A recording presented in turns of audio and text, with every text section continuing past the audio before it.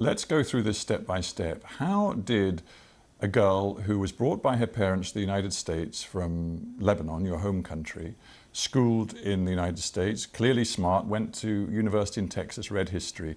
How did you get involved with the sex porn industry? I don't think low self-esteem discriminates against anyone. It doesn't matter if you come from a great family or if you come from a not so great background. I struggled my entire childhood with weight, and I never felt attractive or worthy of male attention. And suddenly, my first year of college, I start losing all this weight from making small changes. And by the time I graduated, I was ready to make a bigger difference. I felt extremely self-conscious about my breasts because that was the first thing to go when I lost all the weight. I lost about 50 pounds. I don't know how many kilos that is, or stones.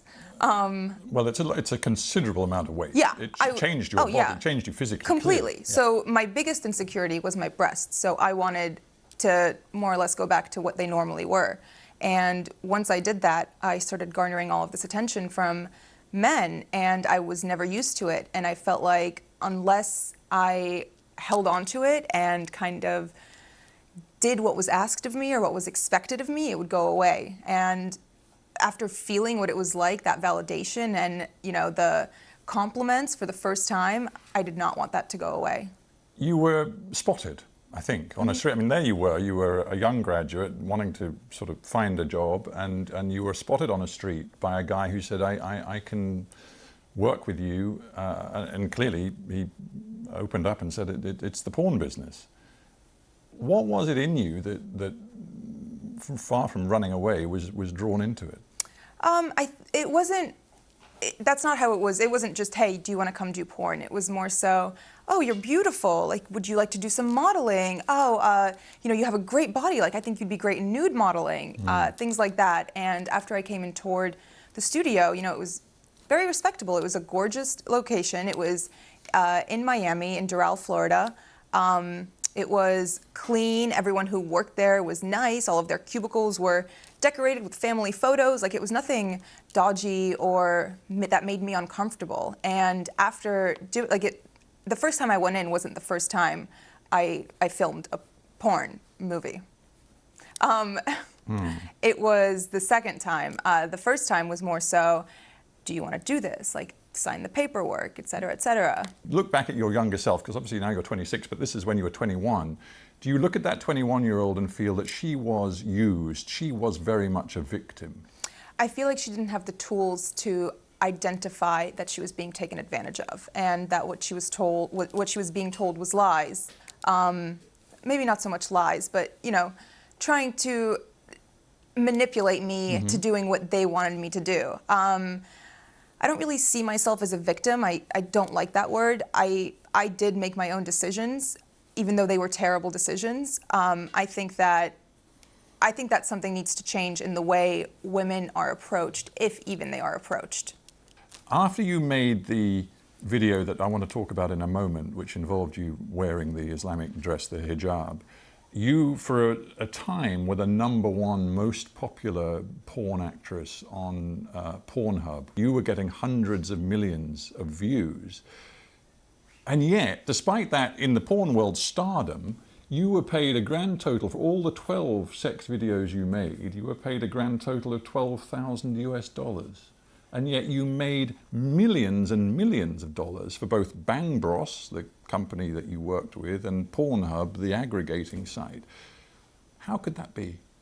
That's just how it is. I'm not the only one who was singled out by this. It's not like I had a terrible contract or a terrible manager. Not that I didn't have a manager or an agent. At all? No. No advisors, nothing at all? No. And you were 21, you were barely out of childhood, frankly. Yeah. You had no residuals, no rights whatsoever to get any sort of recompense for your popularity? None. None whatsoever. And is that, to this very day, is that the way porn contracts work? Absolutely, for everybody. Everyone, male, female, everyone who comes in.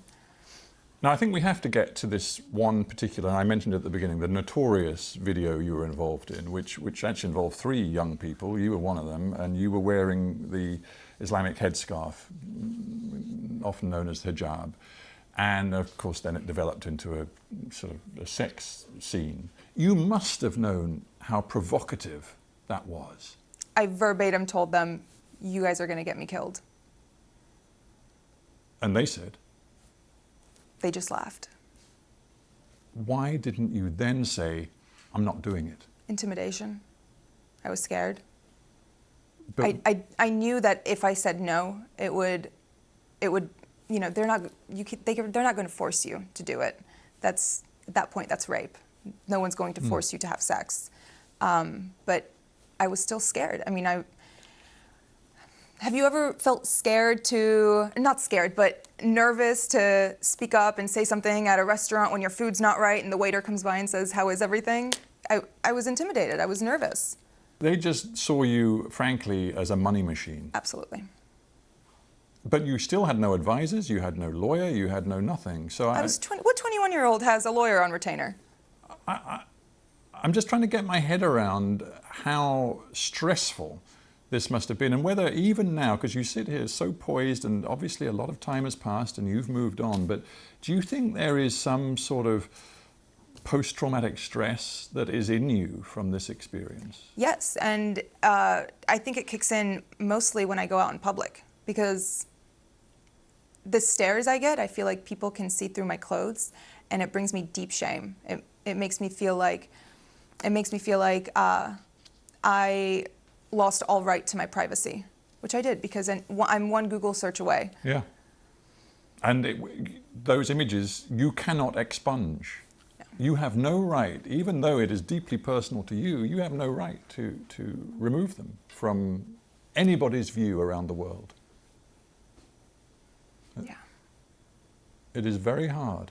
It is. And I'm just thinking, this isn't, I mean, this story is your story, but frankly, it's also the story of other porn actors and actresses. I honestly started seeing that recently after the interview came out, and people started reaching out and reading the words of some of these girls who have been sex trafficked and forced into porn, and all of these stories of girls whose lives have been ruined by it, and by men who have taken advantage of them, and by contracts that they didn't even understand the jargon of. It makes me feel like, okay, maybe it was good that I started talking and that I posted this interview and that I'm speaking out now, because other people feel the same way. And even if they don't relate on as deep a level as, you know, doing porn, they can relate on the level of being insecure and being pressured into doing something they didn't want to do. We interview a lot of people, and many of them are middle-aged or older. It's great to have somebody in the studio who's only 26 years old. There is a school of thought which says that our culture as a whole, I'm not just talking about the United States or the UK, but many, many countries, is being pornified, and that young people in particular are so exposed to pornography, so young in their lives, that it's materially changing the way males and females relate to each other, the way they think about relationships in a potentially very corrosive, damaging way. What's your take on that? Of course it affects relationships. Porn addiction is very prevalent in America, and I'm sure here too.